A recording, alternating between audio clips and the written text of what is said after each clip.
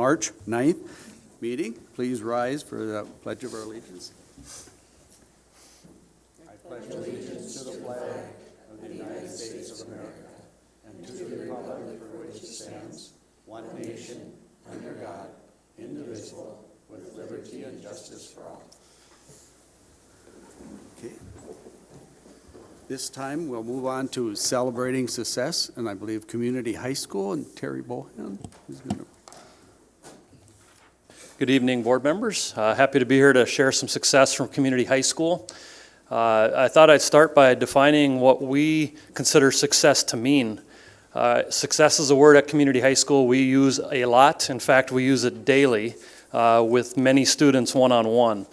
We define success as pursuing graduation, improving a student's literacy skills each day, and then becoming ready for life once they leave us as graduates. Today, for celebrating success, I really wanted to hone in on that third item, becoming ready for life. For the past several years, we have been focusing on what it means to become life ready, college ready, career ready.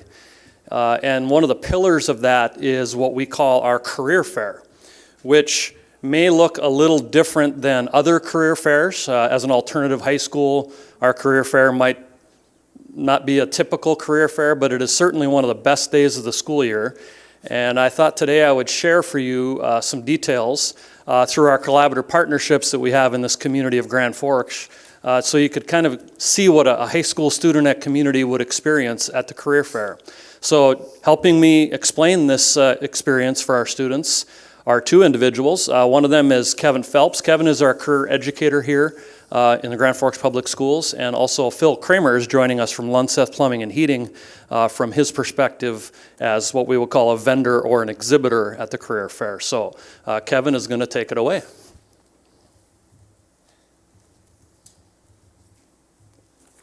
I'm not as tall as Mr. Bohan, so I'll move this down here a little bit.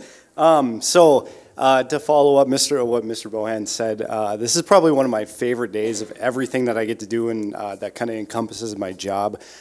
Community, there's a lot of really good things that are happening at that school, and this kind of gets to highlight a little bit of what the students are getting ready for and gearing up for. So the career fair happens every year. We try to typically wedge it in that February timeframe. And we're looking at everything for 2 years or less with the ability for students to go on further after that. So we break the students, they will each go through 5 different classroom presenters, and this is for the community students to kind of seek out some different areas that they might not know about. And the 5 that we had this year, development homes, we had a paraeducator from the Grand Forks Public Schools to come and present. We had RJ Zavrels, and then we had automotive technology and simulation technology from Lake Region State come and present in a room, and also nursing from the Lake Region State Center that they had just recently opened in Grand Forks. And so the students walk around to each one of those. They get about 25 minutes with each one of the individuals that are speaking in the classroom and learn a little bit more about the program or what they have to offer. And you can kind of see up on the board there, they have a lot of different areas, everything from straight into the workforce, 2-year, 4-year, some certificate programs, and that's what we're trying to bring to the students at Community. With a different dynamic there, some of the students are getting ready to walk out 2 weeks after this event happens, maybe a week, maybe a couple of months, and we want them to be well aware of all the great things that we have in our community.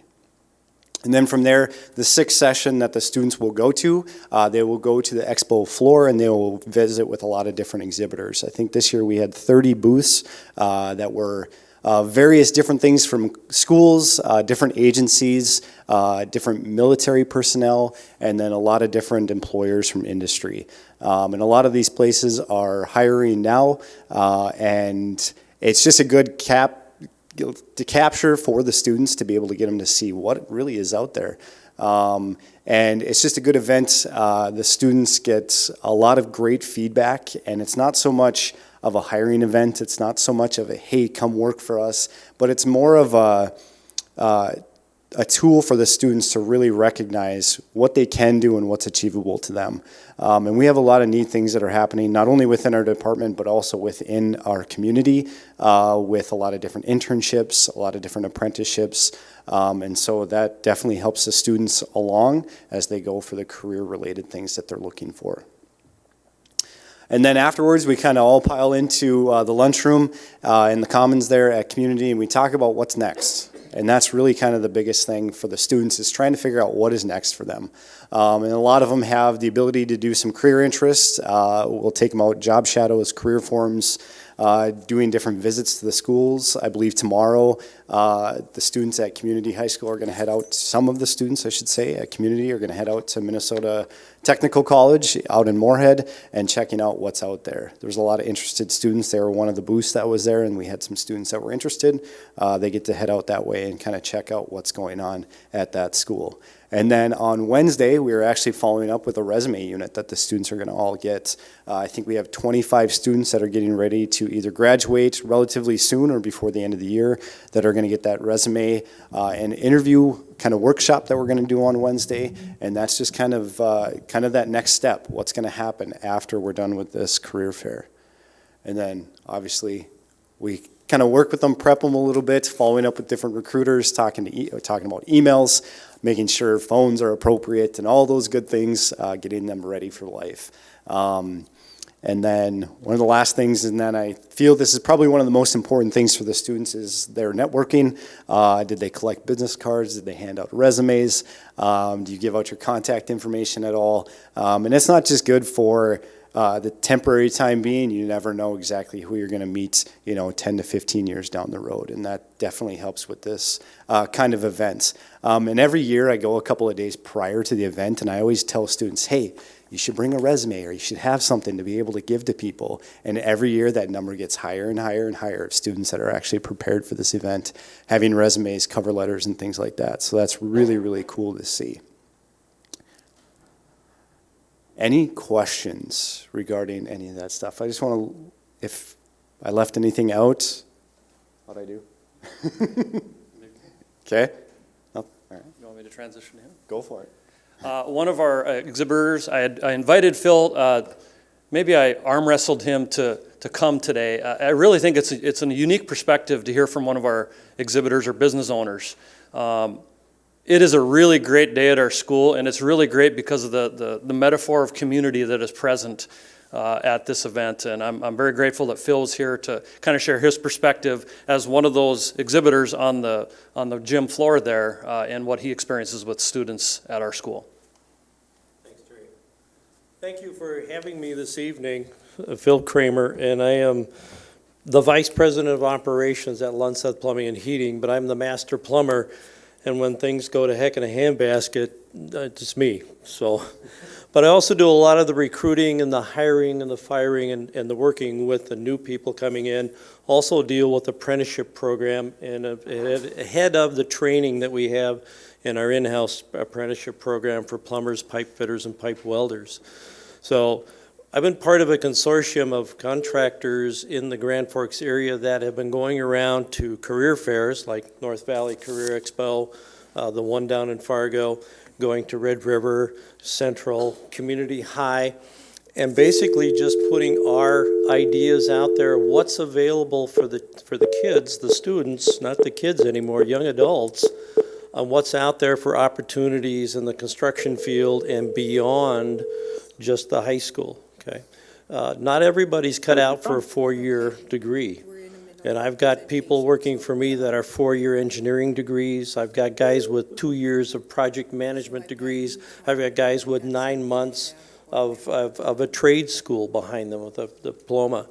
I've got people that come to us right out of high school and they're ready to start and do something. And so we've got them at all levels. So what we want to do when we come to the career fairs is to plant seeds. We're not out there recruiting so that we're going to hire somebody right away in the spring when they graduate. We're after the sophomores and the juniors and the seniors also say, hey, what are you going to do after you're done with high school? Have you given it much thought? Well, yeah, Mom and Dad want me to go to college. For what? I don't know. I don't know if I really want to. As well, have you given any of the trades a thought? Or maybe something that's a 2-year tech program? No, I hadn't really. Well, what's out there? So we hand out a lot of information to them. So what does it take to become a master plumber or a journeyman plumber or a pipe welder, those types of things. Give them an idea of what it takes and to find out what their skills are and what their likes are and make them start to think about that. Once they start to think about that, then they say, well, hey, maybe I should go find a job somewhere that's similar to that. And we always encourage them, if you're really not sure what you want to do after high school, don't jump into a four-year college and spend a lot of money, or even a tech school and spend a lot of money and then realize, this is not what I wanted to do. You know, we encourage them to go find a job somewhere, any job, get some experience about showing up on time, filling out a time card, doing what everybody wants you to do, and being reliable, and putting some money in your back pocket. And then usually they find out, the guys say, wow, I don't want to do that. I know that. Okay, so they start looking around. We've had guys that have come to us, and gals too, that I really don't know what I want to do in life, but I need a job. I'll take you on. Okay. I've had 2 or 3 of them that say, hey, this plumbing is really good. I like this. This is neat. I'm working with my hands. I'm going to stay right here. I've had others that say, this is not for me, but I'm looking, and I'll stay working for you because I like to work and make money. Okay. We've had some that have joined the fire department, became a firefighter. I have others that went back to school and became an engineer. I've actually now had one of my welders become an engineer. He now works at Simplot. I work for him. Okay. Talk about a humbling experience, okay? But that's the kind of thing that we're out there to do, is just to open up the world of possibilities to these students that, hey, just don't go willy-nilly down a path somewhere. Think about it. Stay back and look. I mean, I'm an old guy right now, so ain't much I can do, of changing my life's career. But when you're 18, 19, 20 years old, making a false start and saying, I don't like that. But you can turn around quickly and go do something else and not lose much ground. So we highly encourage them to do that. And if they want to, job shadow.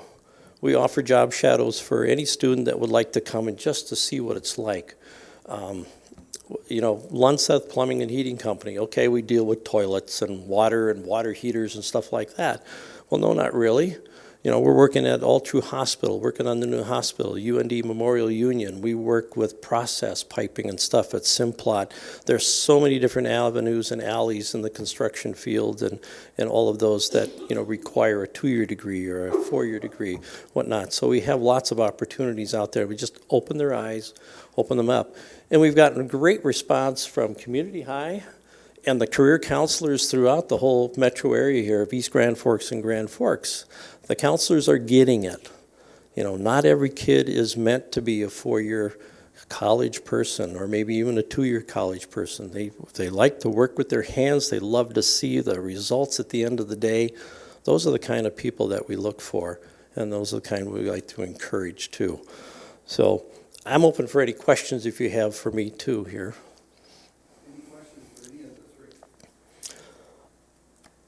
If I may, I do have a little handout card that we hand the students out, and there's 3 little websites on it. One of them is Project Build Minnesota, that the Associated Builders and Contractors, which I belong to, has developed in Minnesota, which is a career website. So if I want to be an electrician or a plumber, what do I need to do for schooling? What do I have to have for tools? What kind of licenses do I have to have? What can I expect to get for pay rate in this Midwest area of the U.S., okay? So they can go and query that. Build Your Future's got a lot of cool YouTubes that the kids find very neat and whatnot. And the Associated Builders and Contractors is a trade association that's just trying the darndest here to get young people to come in and fill our ranks. My generation was the largest generation out there, and we're retiring within the next 5-10 years, and we're leaving a huge gap out there, which almost every other industry is too, okay? So we're all fighting tooth and nail for the same student coming out of high school. So what we're trying to do is not steal them away from somebody else, but make sure that the career path they choose is one that's going to work well for them and be a long-lasting one that they're happy with.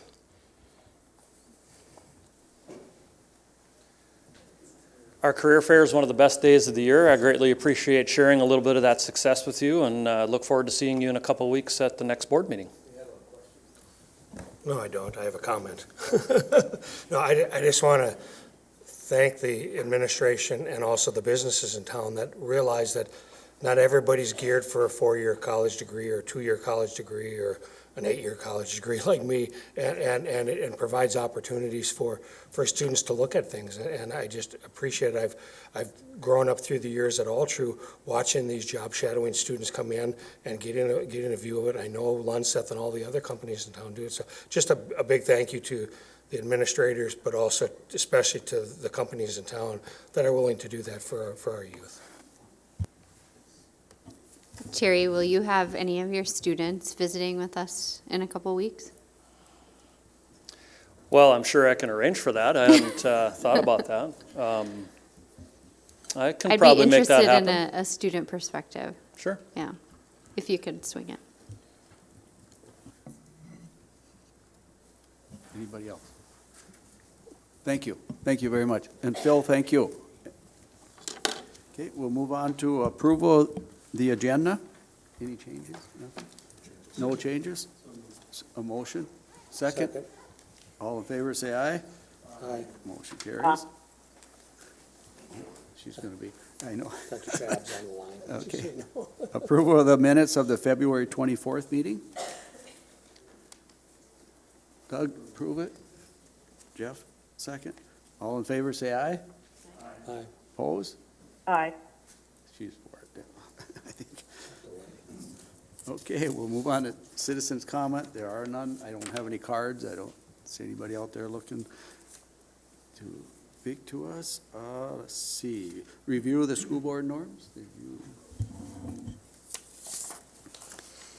Be prepared, be on time, value and respect each other, exercise thoughtful deliberation and conversation, be professional at the board table and when visiting with the general public, speak up when the norms are not being followed, advocate on behalf of students, and keep the community in mind.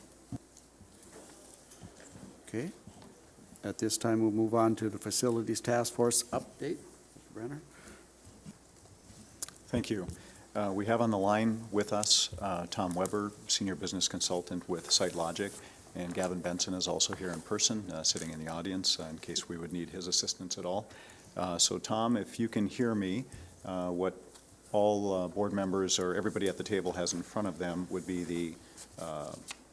the matrix of the applicants list, and then the second attachment would be the status of the applicants list. So if you'd like to go ahead and take over and go through the process and update the board, that would be greatly appreciated.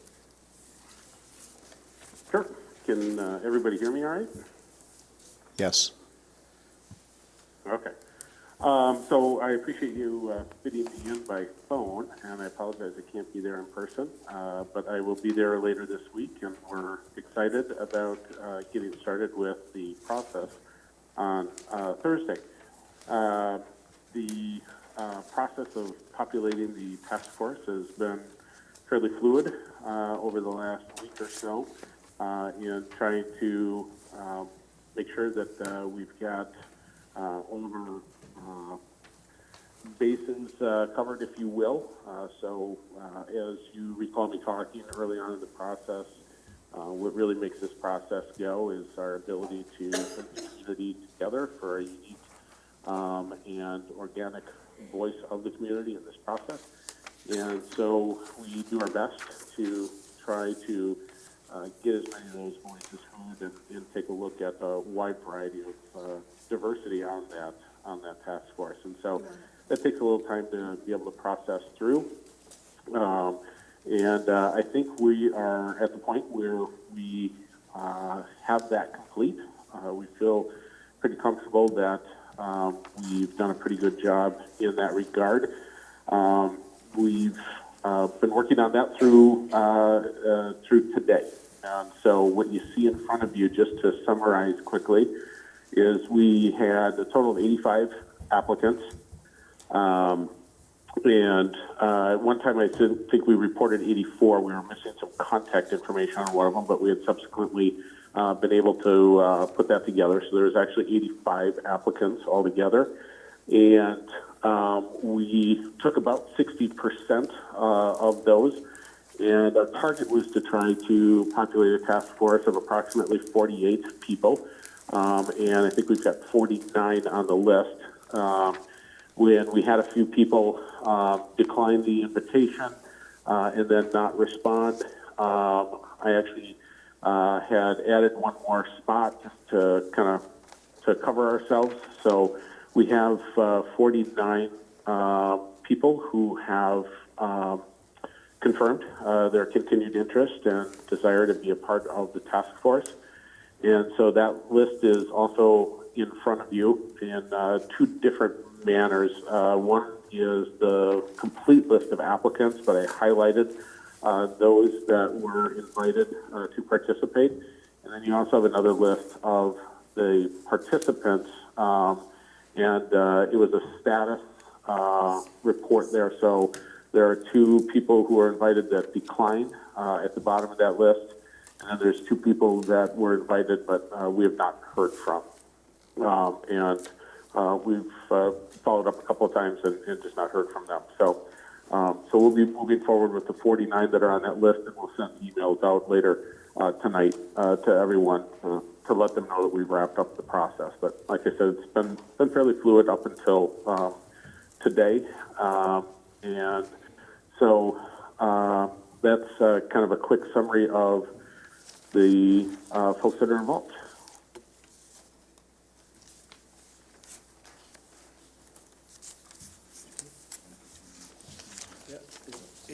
Any questions? I'm sorry. Tom, this is Eric Lund. Just a couple quick questions. I see you got zip codes, so that's geography, and then you've got school attendance. I'm assuming you looked at some applicants that had no kids in the school, some that had some in the school or something like that.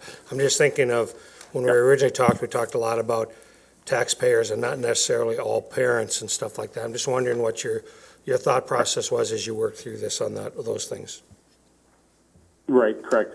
So understanding that a significant part of your community are not parents, we did look to try to make sure we populated with a reasonable percentage of non-parents. And so on there, if you look towards the right, and I don't know exactly what the sheet looks like in front of you because I don't have a copy of the printout that you were supplied with, but there is a section there which is a large part of us of our trying to sort through who's going to be invited to participate. And I would say that most everybody that applied, I'm sure, would have been very good on the task force. But between evaluating the written responses, then also taking a look at where students were at what schools and trying to balance that, also with then those that were non-parents, if you will, and then also taking into consideration employment status with the district. That's kind of how we try to work through, sorting through all those applications. And so you'll see there at the bottom of that page where it is the task force participant one, how many people have kids in each of the schools. And then the furthest right column, and I believe there's 12 in there, it might be 13, is how many non-parents we have involved in the group. So it's about 25-ish% of the participants are what we consider non-parents. And then you've got, I believe, a total on the bottom of that page. I shouldn't say that. I don't have the page right in front of me, that section of it, but I'm not sure if there's a total of employees there, but there's, if I'm going off of memory, about 5 current employees that are involved in the task force as well, staff and teachers. Thank you. Any other questions? Shannon?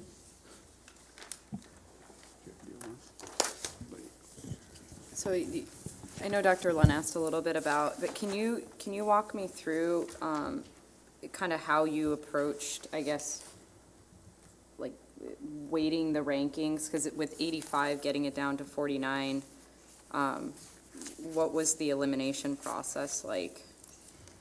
Or even what was the, confirmation process?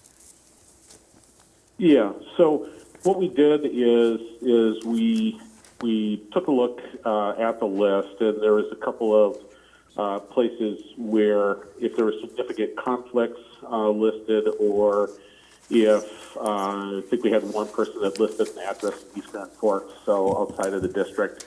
Those we set aside right from the start. Then we went through and we kind of took a look at what each of the written responses were to the questions that we had.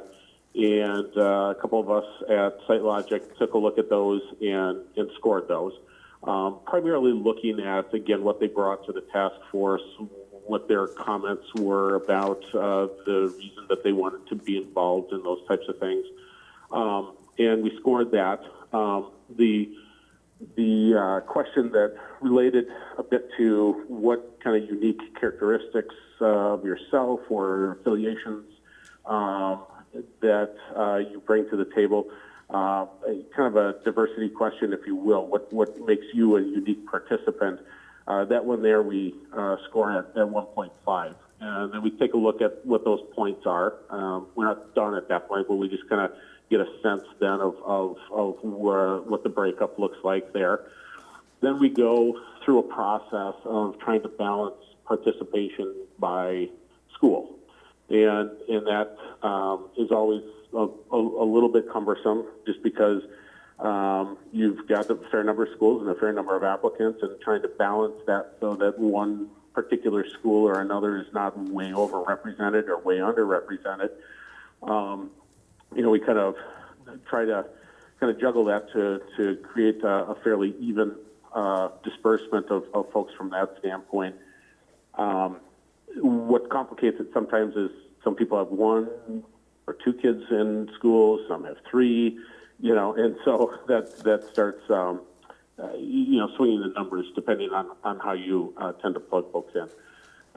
We also wanted a fair, as I mentioned before, representation from non-parents, and so we filter through as well, and I would say a 25% representation is a good representation based on our previous work in this area, and so if it's a little bit more, a little bit less, that as we sort through everything. That's fine, but we were able to accomplish that here, so we felt pretty good about that.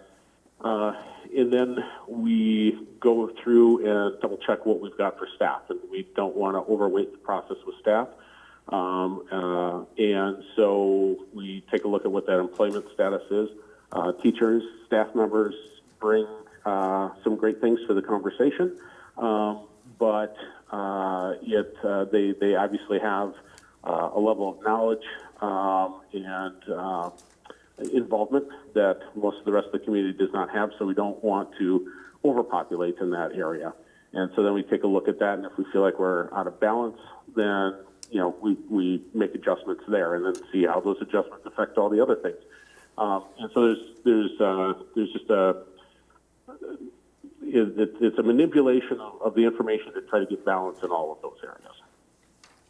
So as we went through that process, of course, we had some questions because we don't know your community as well, and so we did at one point come at the end of one of our meetings that we had, one of our planning meetings that we had with your administration. We asked a few questions for clarity on some of the things that were there, and got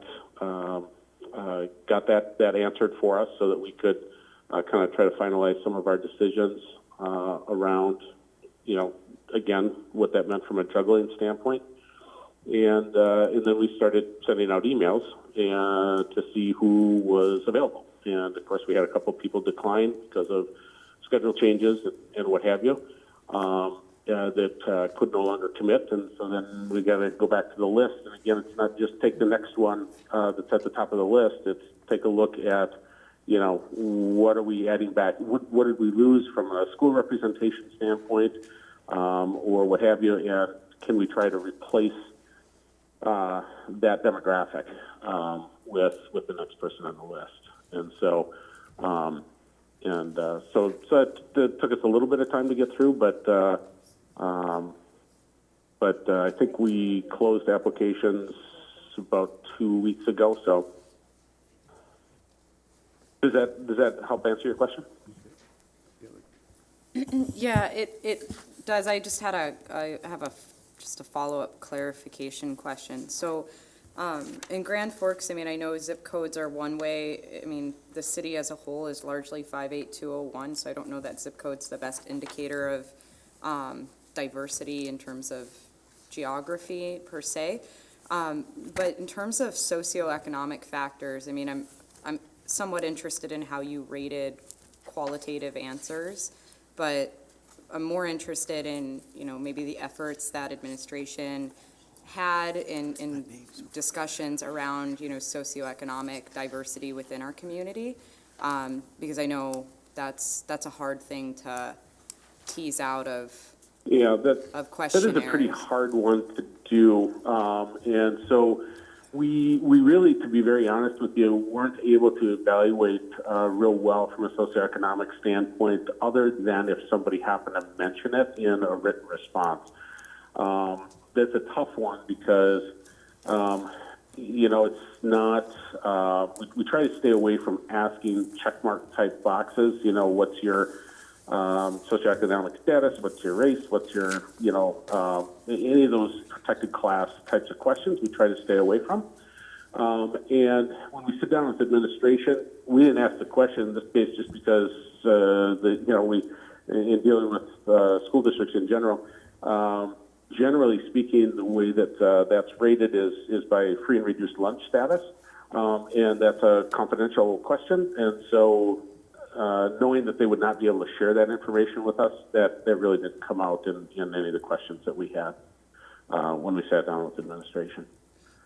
And this might be a question more for Terry and for the rest of the administration, but I know at one point there was a conversation around maybe us being able to incentivize participation through childcare opportunities because I know one night every 2 weeks is a lot for some parents to have to foot the bill for, especially if we're talking about socioeconomic factors and diversity. Was that something that was ever explored or offered through this process? Not to date, it has not been. Jackie? If I remember right, I know you say that it was hard to tease out and you don't like to ask the questions about diversity, but part of me feels like we kind of all missed the ball on that one because I think it's very important. I think it's something that we prioritized and discussed a bit at the table going into this process.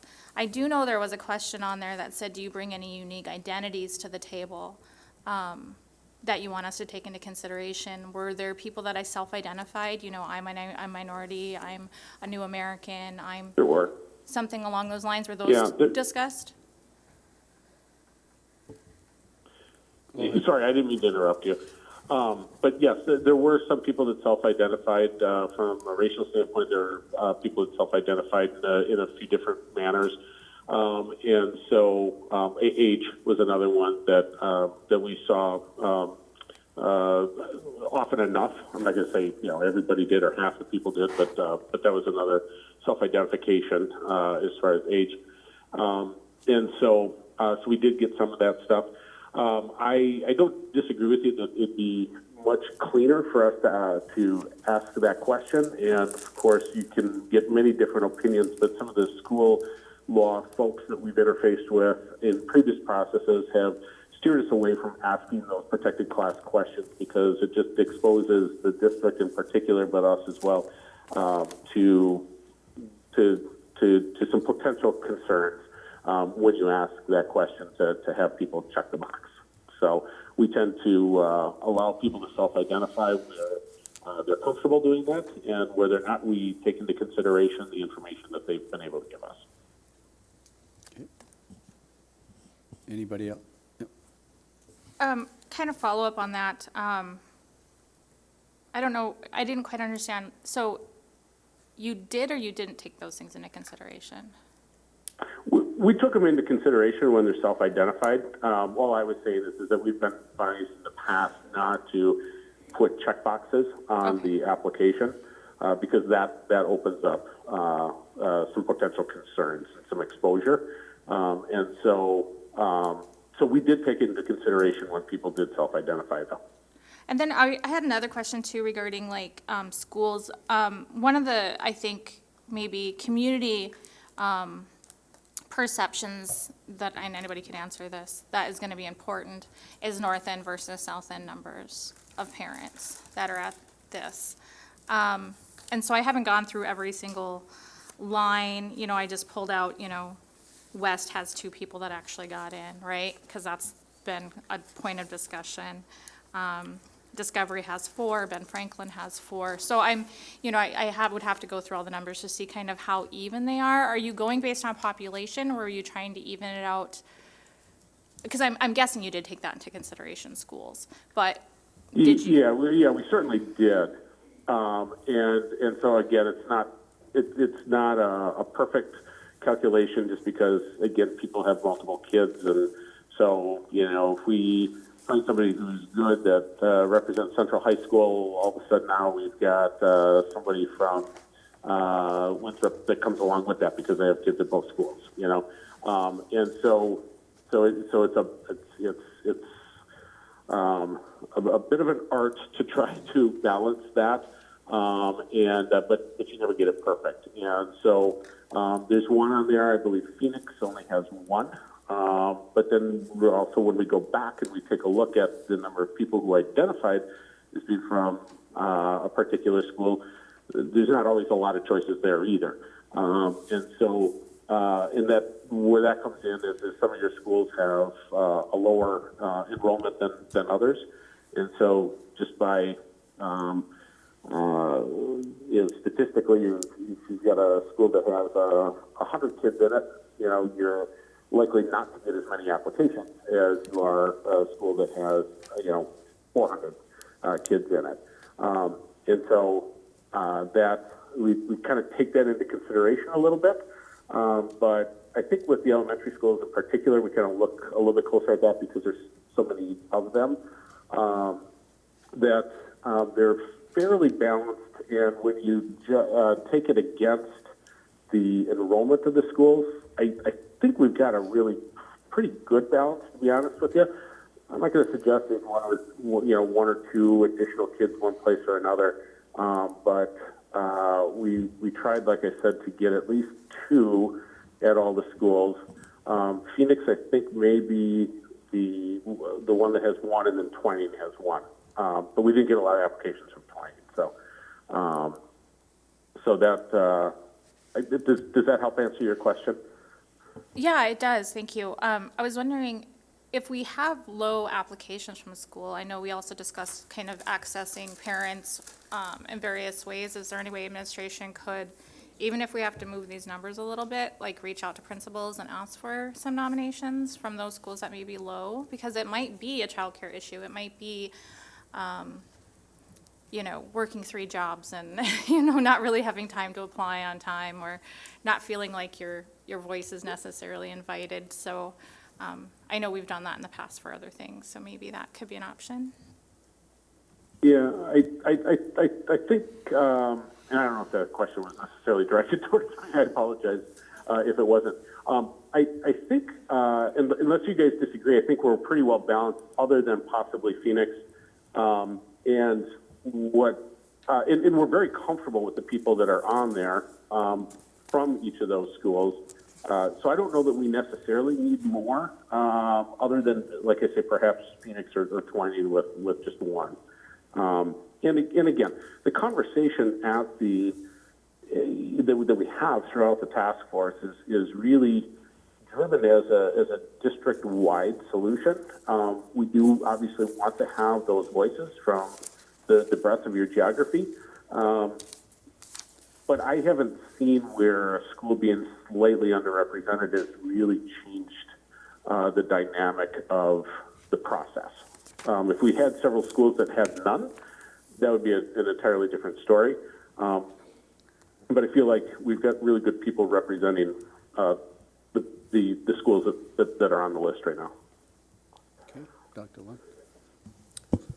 Tom, Eric Lund again. I think you actually answered my question with that, but I'm assuming at the beginning of this process, these task force members, you're going to spend time talking to them that they don't represent a school district, or school or anything like that, that they're representing the whole school district, and they should be thinking globally about the whole school district.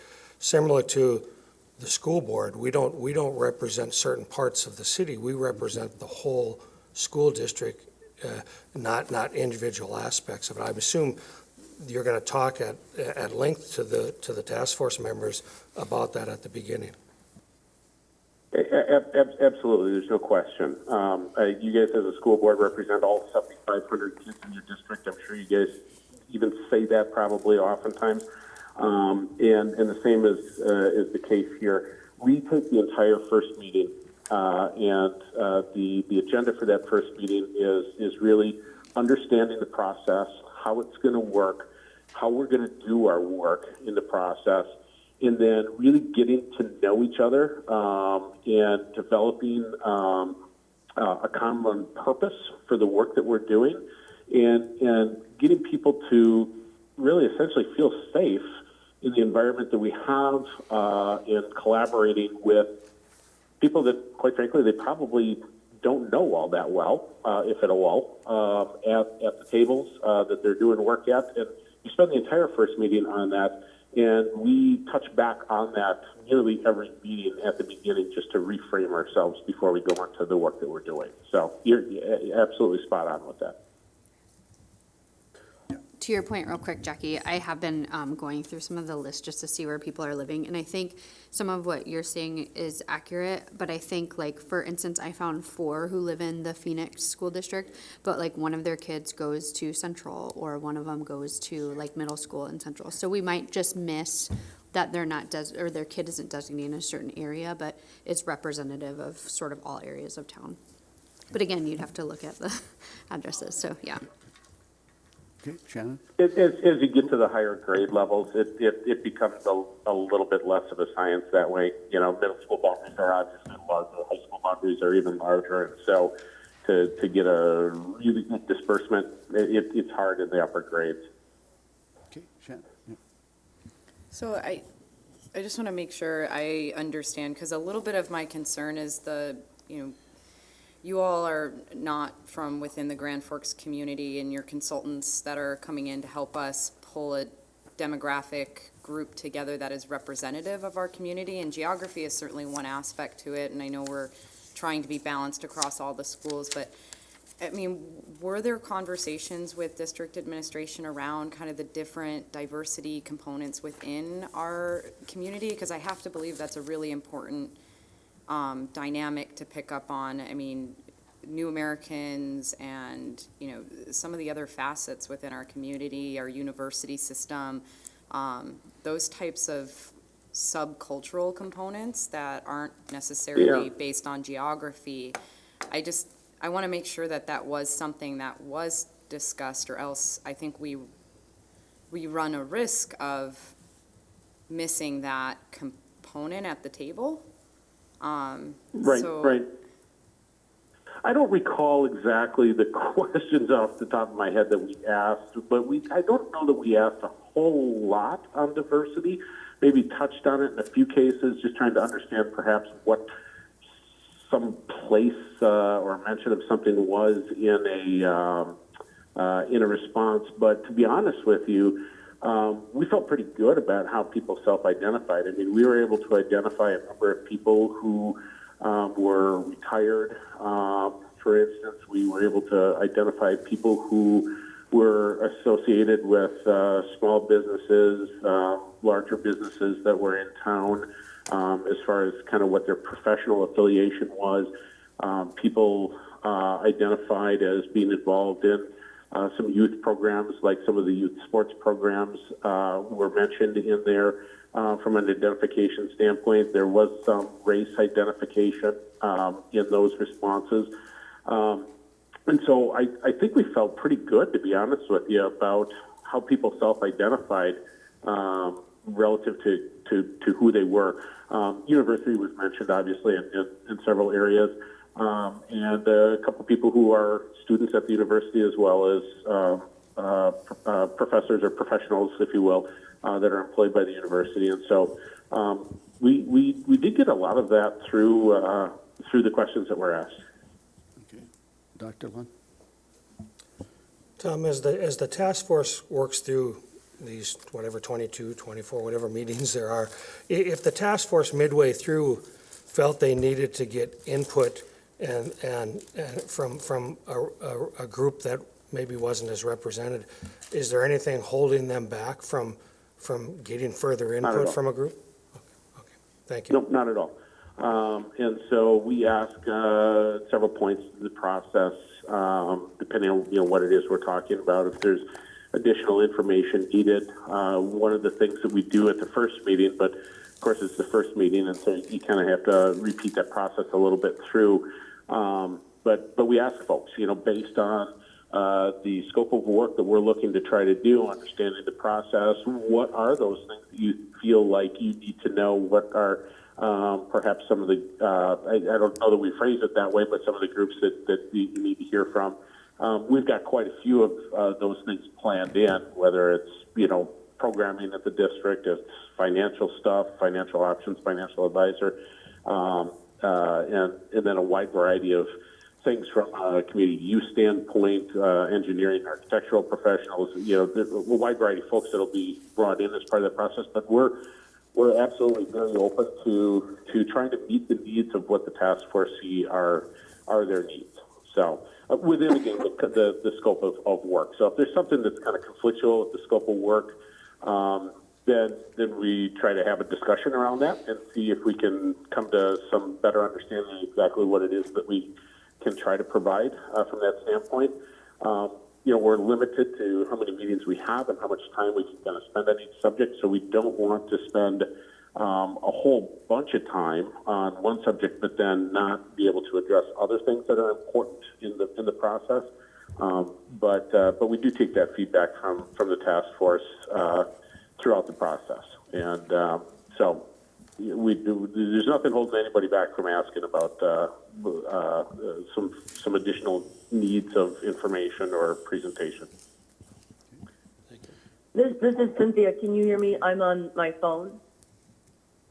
I can hear you. Okay.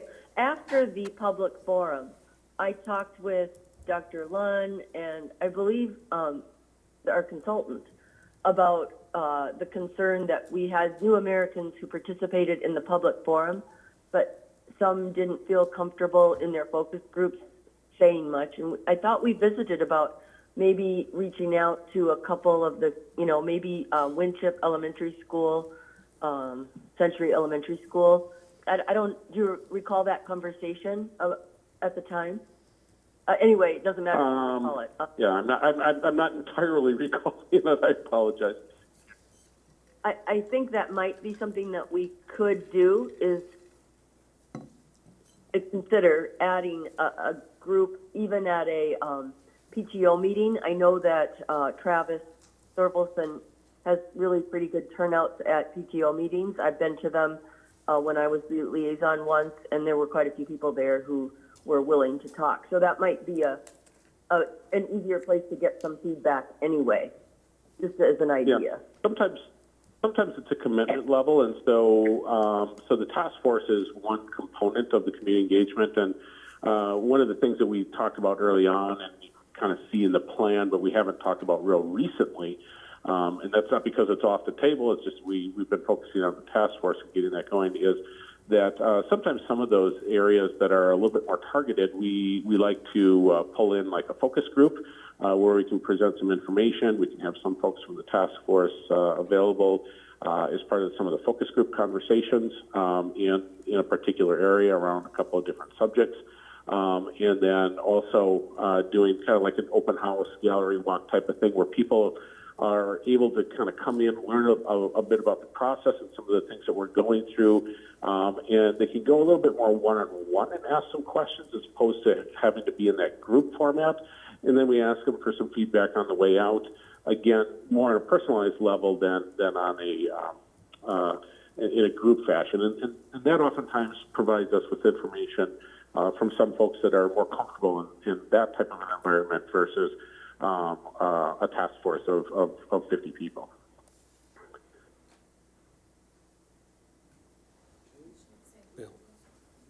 Yeah, just one more. Thank you. I think that focus group idea might be a way to kind of solve some of these issues with populations that might be comfortable applying. Because one of the issues I have with maybe, let's see what the task force says about information that they need more about. Well, you know, if you have a room full of middle to upper class, white, mostly people, they don't necessarily know what they don't know. So they're not going to know to ask, hey, I wonder what new Americans think of this, unless they have consistent interaction with new Americans, right? So you're probably not going to get those things kind of coming very naturally from a group that seems to be kind of homogenous. So I think that focus group thing is a really good idea, and I think that, you know, what some of us are saying is when it comes to issues of diversity, you have to be really intentional and kind of do a little bit extra work to get those populations engaged and get their information to the table. And I think that we owe that in order to, you know, not look like we're trying to cut out anybody in the end process. Right, right. And there's no question that you're right on that. We've dealt with that in the past. Some of our districts, frankly, don't have a lot of diversity, as you can perhaps imagine. And we're certainly open to that feedback as well. If you think we're missing something there and we need to schedule a focus group around a particular category of input that we want to get, I'm certainly open to having that discussion and working to do that, because it just makes the process and the outcome that much more robust. And ultimately, we're looking to try to provide you guys with the most comprehensive feedback we can from the community in order to make a good decision on the direction of the district going forward. Okay. Any other question? Oh, another one? It's not a question. I just want to say thank you for taking all my questions, because now that I've picked it apart, I do realize it's a lot of work and it's a very complicated process. Okay, that's okay. One No, more. I appreciate the questions. I appreciate the ability to try to answer them for you as best as I can. And it is a complicated process, but all of us, myself included, don't necessarily see the complexity of things on the surface. So I appreciate you guys asking. One more. So, and this is, I mean, somewhat in jest, but 49 people, how are you going to wrangle and manage 49 people? Where are you going to put all of those people? It's a little bit of a logistics question, but I looked at kind of the agenda for it all, and I mean, touring around 49 different people, that's all hands on deck, it seems like. I look around and it's like you barely can fit 49 people in the room we're sitting in right now. One of them's a So Christian field, we do a though. lot of breakouts. We do a lot of breakout things, and so when we're all together, learning and exploring and understanding things, in a setting like the district office there, we'll be broken out into groups of usually about 6 at a table, and a fair amount of our activities are focused around those folks at your table. It's randomized, so you're not always with the same group of people, so that you're hearing ideas and interfacing, collaborating with different folks at each of those meetings.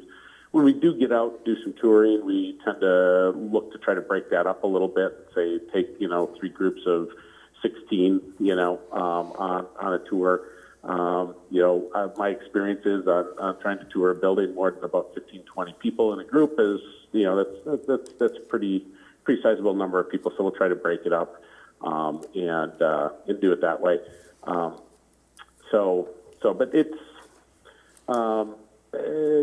it's a big group, but the process works pretty well. Okay. No other questions? I have one other question. Okay. This is Cynthia again. Are these meetings open so that anybody could drop in they Yep. wouldn't be attending all of them?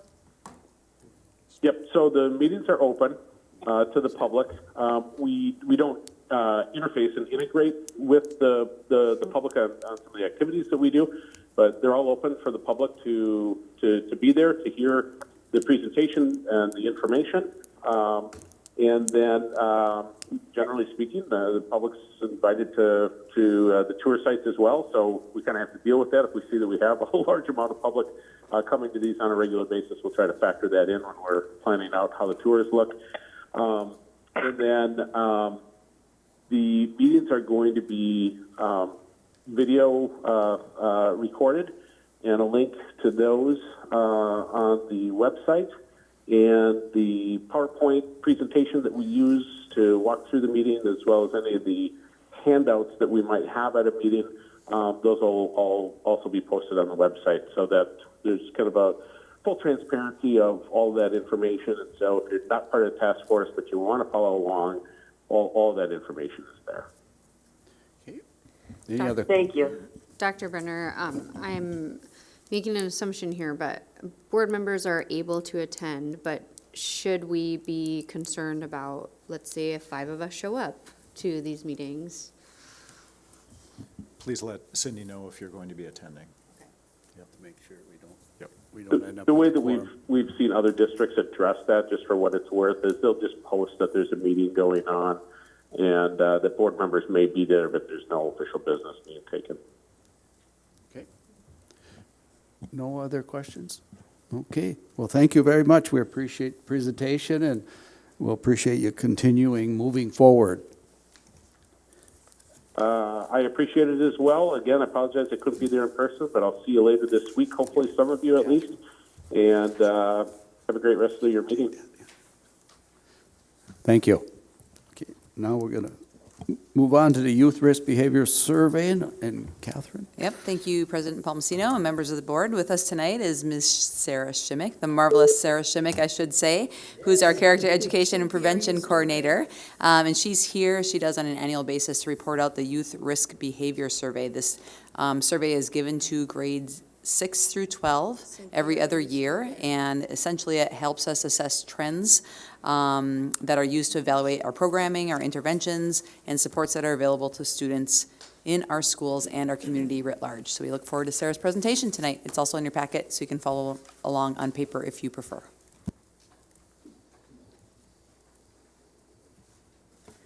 Thank you. Thanks, everyone. And I never got a yay before when I was introduced, so thank you. I appreciate you having me here tonight, and good evening. As Mrs. Glatch said, I am Sarah Shimmick, and I am the district's Character Education and Prevention Coordinator, and providing some of the data from the Youth Risk Behavior Survey is one of my duties here at the district. And I'll just preface that with data is not my favorite or best thing that I do. So if you have any technical questions, I strongly urge you to contact Mark Winkleman of Winkleman Consulting, who is our statistician extraordinaire and much better at those kind of things than I. But I do want to share with you some of the data that stands out that I think is most relevant to our students when we're talking about risk and protective factors. And so, as Mike Hartman said, wake me up when you're done with your 66 slides, but I do think all of this is very valuable information for us. So the instrument history, when we're talking about the Youth Risk Behavior Survey, it's developed by the Division of Adolescent and School Health, National Center for Chronic Disease Prevention and Health Promotion, and the Center for Disease Control and Prevention, CDC, in collaboration with DPI. And the reason that I tell you that is this is a valid instrument. This isn't something that we have created that changes every year. This is a very thorough, ethical, and valid instrument that we're providing to our students. It is designed to focus on behaviors related to leading causes of death and disability among youth and young adults, and to assess these risk factors in conjunction with protective factors. It's a self-reported survey, so our students volunteer to take this survey, and we notify parents ahead of time, and any student can opt out of not taking this survey. So as you can see, there are 6 primary categories that these behaviors fall under. Behavior that results in injuries and violence, alcohol, tobacco, and other drug use, sexuality behaviors, dietary, physical activity, and sexual behaviors. And please feel free to ask any questions as we go along. So the instrument history, we provide and administer this survey to our 6th through 12th grade students every other year on the odd years. So the previous survey was given in 2017. This survey we administered in February of 2019, and it is just such a rich data set that it does take this long to get back the information. And so we just received this analysis the end of January, beginning of February, and so there is some lag time, as there is with all surveys. So our middle school, as we all know, is 6th through 8th, and they had 57 questions per survey. Our high school, 9th through 12, 98 questions per survey. As I mentioned earlier, Winkleman Consulting is who analyzes and processes this data and does so for the entire state of North Dakota. And here is his contact information. Does a fantastic job. We notify our parents, as I mentioned, through electronic school newsletters and on our website. And as I said, every parent has the opportunity to have their student opt out of this survey if they so choose. I'll be making some contrasts and comparisons throughout the presentation with our region, and I want you to just see what that looks like when I say the Red River Valley Education Cooperative. That's our region. And so there are 21 schools included in our region. And then we also make comparisons with the rest of the state of North Dakota as well. So we'll start with our middle school data and just some demographics. So these are the students that participated in the survey for our middle school. We have 4 middle schools, as you all know. So 1,286 of our middle school students took the survey. It was about even female and male. I always think gender demographics are interesting to include as well. And this shouldn't come as any surprise to anyone, but there are more demographics of our middle school population. Yes, Catherine? Oh, sure. I'm sorry. Just out of curiosity. Yeah. Is this like a test that's administered in like health class? How are these questions Sure. provided? Just out of curiosity. Sure. Good question. Okay, Catherine looks like she's Basically, we leave that up to the school themselves. Some do it through a certain class, some do it at the middle level. A lot of times it's done through their homeroom time.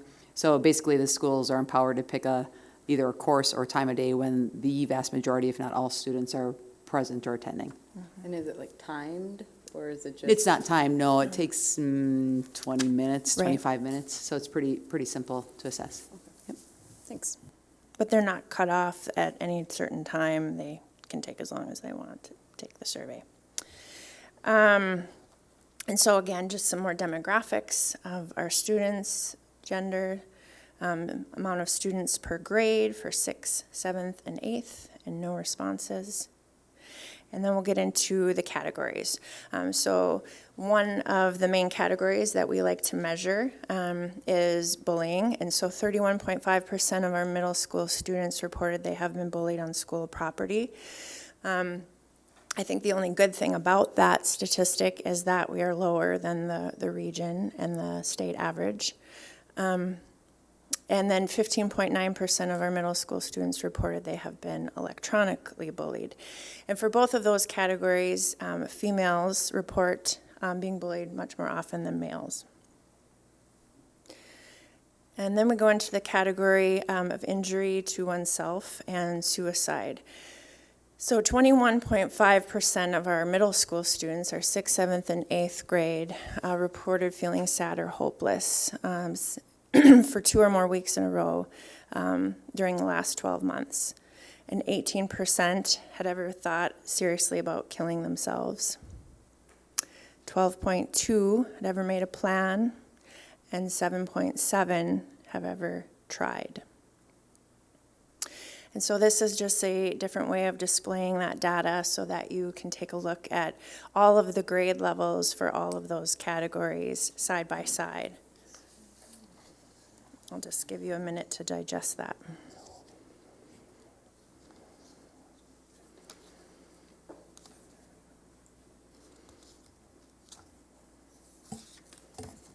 Sarah, can I ask this quick? Yes, of course.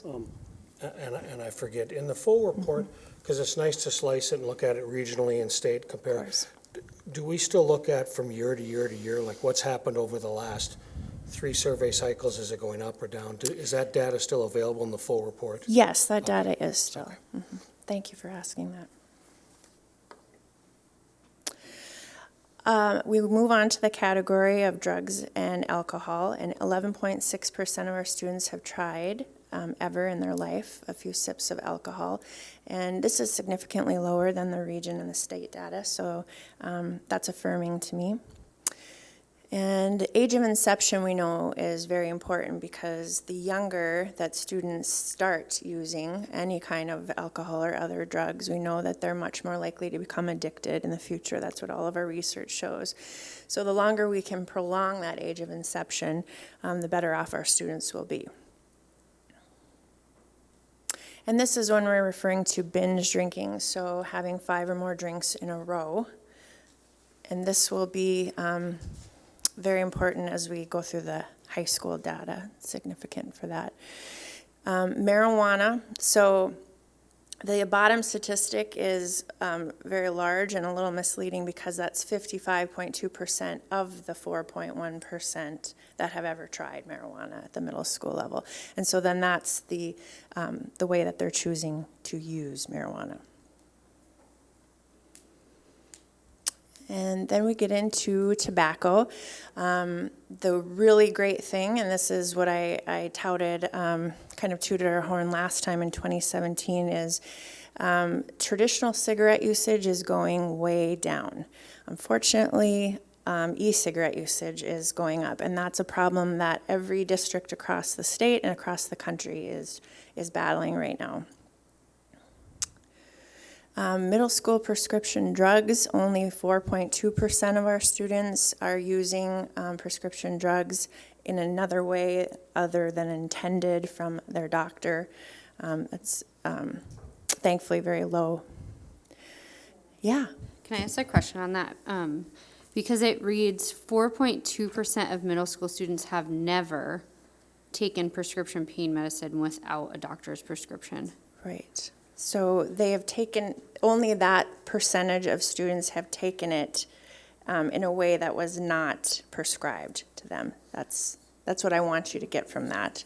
I know it's not actually clear, but that's how the question is worded in the survey. We'll double negative. Yes. Never end with that. So 4.2% technically have abused prescription pain medicine. Correct. Is what it would be. Okay, so not 95. Yes, yes. Thank you for differentiating that. Yes, that would be much more alarming.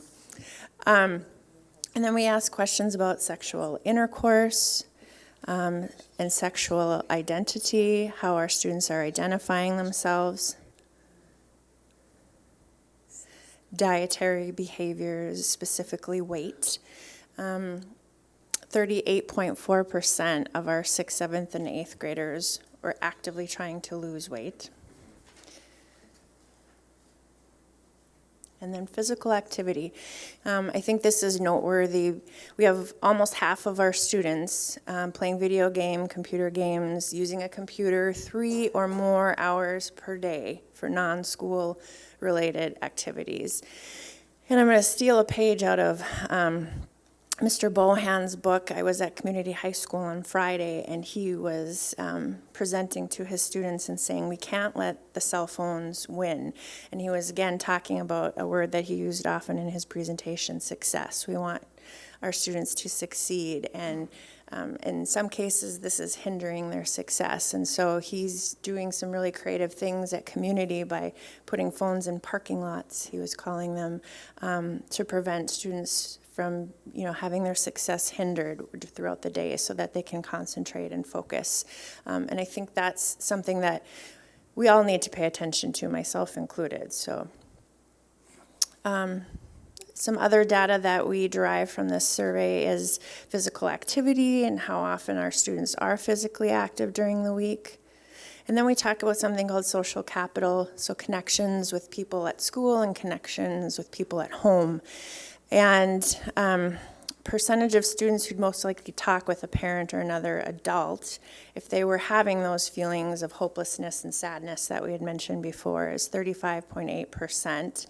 And the good news is that if they are speaking to someone, it's someone in their family, and it's someone other than a sibling. So it is a parent or another adult in their household. So that's encouraging, but I would like to see that number be higher, of course.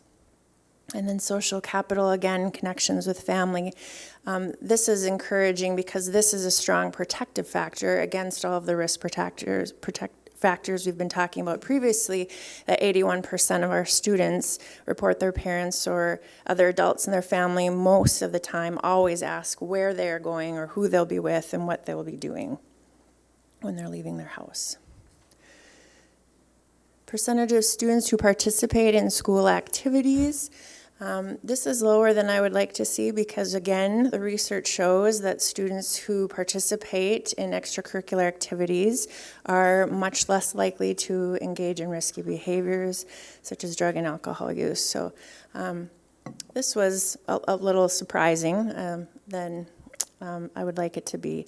And so I think there is a direct correlation of some of those other negative things, feeling sad, feeling hopeless, turning to use drugs and alcohol if they're not involved. Percentage of students who report there's at least one teacher or other adult that they can talk to if they have a problem. This is also important and a protective factor dealing with social capital at school, that they feel safe. The majority of our students do. So that is encouraging. And we know that again, if they are feeling comfortable enough to go to someone in their building, that if they're having any of those issues with feeling sad or feeling hopeless or experimenting with drugs or alcohol, that it's very beneficial if they have someone they can go to. Yeah. More of a comment based Sure. on that last kind of statistic. I got to be a part of a little group at Valley with the counselors there and looking at they're evaluating their data and kind of looking at what they're doing. And I got to tell you, they are taking this kind of information seriously. And so even just that one little piece, finding out which teachers are kind of the go-to teachers and are really good at that, and like making sure they're linked to students that maybe look like they might not have as many grown-ups at home that they can rely on, and kind of building that school connectedness I saw happening just at that one school. And I would imagine that that's happening at every single school, that they're kind of taking those protective factors very seriously when they're looking at their program. And thank you for saying that. That's what we want. We want this data to be useful, because if a tree falls in the woods and there was no data to support it, it didn't happen. I mean, we want our district to be data-driven. We want this to be useful. We want it to drive the programming that we're providing. We want it to drive the assemblies and the themes that we're providing throughout the school year at all grade levels, too. Catherine. Yeah, and that percentage isn't as high as we want it, but we've also recognized that, and I think also augmented that with our Sources of Strength programming. And that programming is specifically designed to ensure that there are students across the building who are connected to students across the building, to try to make sure that there's at least somebody who they would be trusting to go to. And then that person could hook them up as needed. There's training around that. So we're trying to fill those gaps that way as well. We go on to the high school data, and again, this is demographic data. How many students, how many per grade, what genders we're dealing with. 1,143 of our high school students participated in the survey. Majority coming from our 9th grade. We start right away with safety and injury prevention. So 5% of our students, and I will say only, were driving when drinking alcohol in the past 30 days. I think that's a great statistic to have that low. This, on the other hand, has remained high since 2017. I think all of us, if I asked you to raise your hand, have seen someone driving and texting, or at least on their phone in some way, shape, or form. But this is a serious issue because we know for a fact that this causes crashes, and I won't say the word accident because they are completely preventable when you're distracted. Percentage of students who were in a physical fight on school property, 4.7%. And percentage of students who reported someone they were dating or going out with purposely tried to control or hurt them, within the population of students that report that they are in a relationship or dating. Pretty even with the rest of the region and the state for this. Yes, please.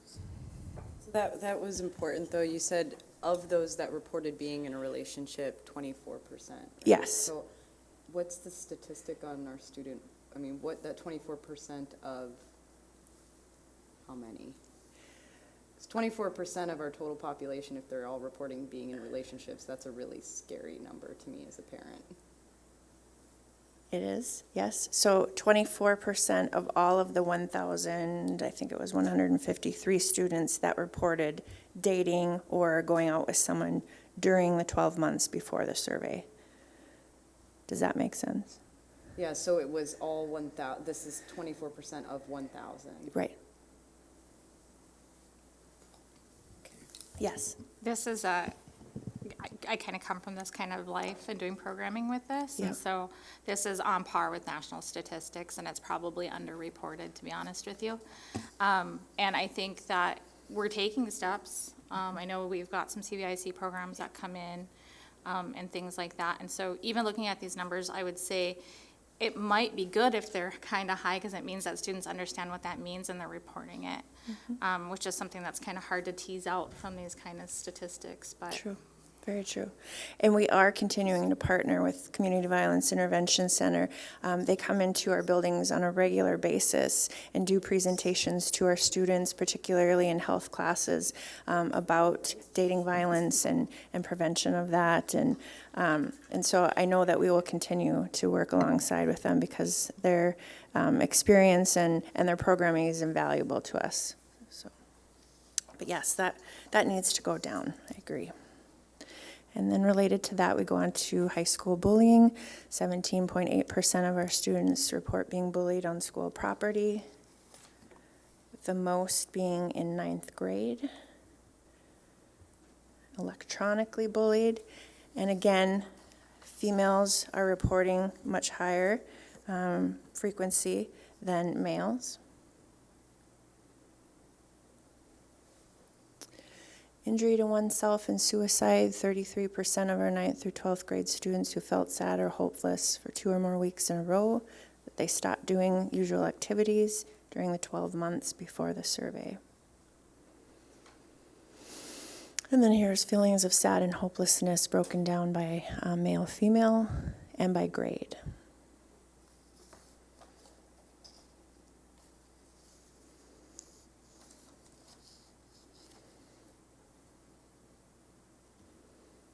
Percentage of students who seriously considered attempting suicide.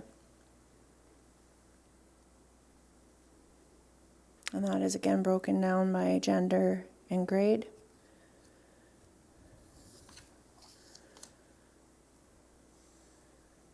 And who made a plan. Broken down by gender and grade again.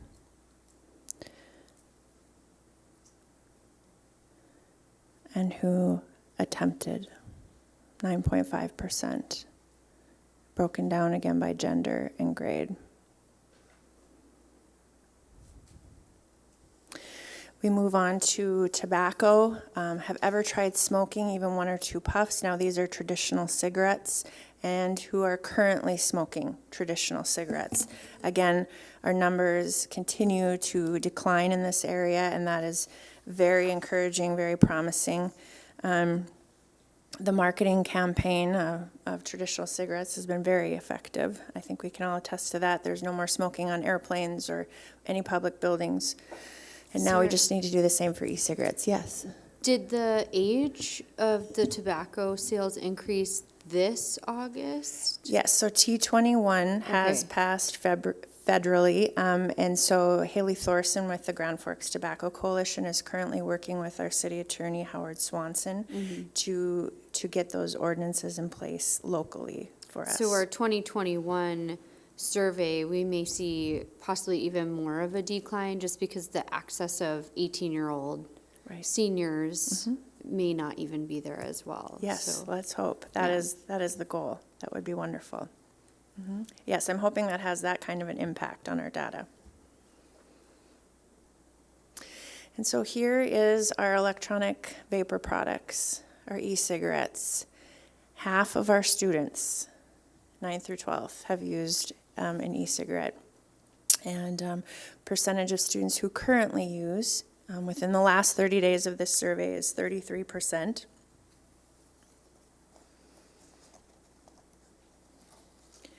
Whoever drank alcohol, again, half of our students.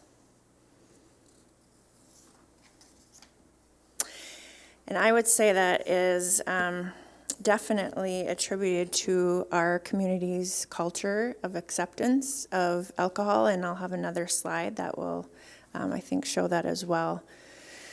Age of inception, who had their first drink of alcohol before age 13, was 11.9%.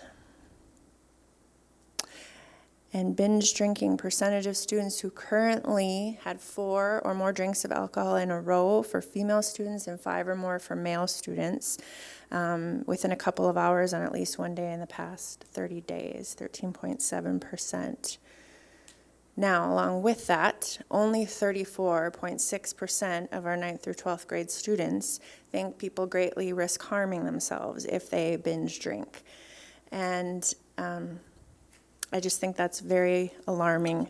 And again, I think that's aligning with our community's cultural acceptance of alcohol and binge drinking. And this is what's happening. It's trickling down to our students that they're seeing that this is not a big deal.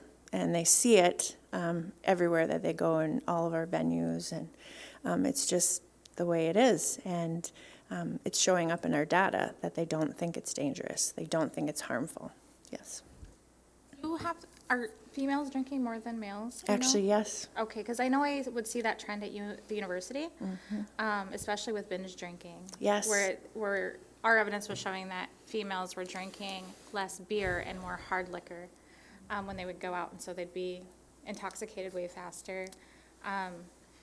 And I can't help but wonder if there's a correlation between that and almost 45% of our females feeling hopeless or sad. You know, Exactly. that's an alarming statistic to me. And we know that when students use, it adds to their feelings of hopelessness and sadness and depression. And I was just going to say that, so thank you for bringing that up. 60.2% of our female students report ever drinking alcohol, and 46% of our male students ever report. So yes, we are definitely seeing more females, which has not historically been the trend. So that's changing. Marijuana usage, percentage of students who have ever used marijuana 1 or more times in their life, 24.8%. And we know that it's not just tobacco that kids are vaping. They are using marijuana and cannabis oils and e-cigarettes. We're seeing that more and more. And we're trying very hard to get rid of those misconceptions that it's just water, vapor, and that we know that it's much stronger things. And again, with our marijuana, it isn't the marijuana of the 1970s of Woodstock. We have no idea what chemicals are being added to the marijuana and synthetic marijuanas that students do have access to. High school sexual behavior, percentage of students who have ever had sexual intercourse, 35.6%. And then you also have by grade level.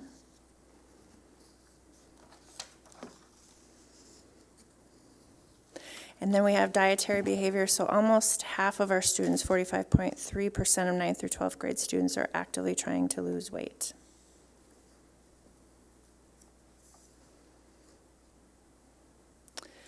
And then here again, 52.6, over half of our students are using tech 3 or more hours a day for things other than school.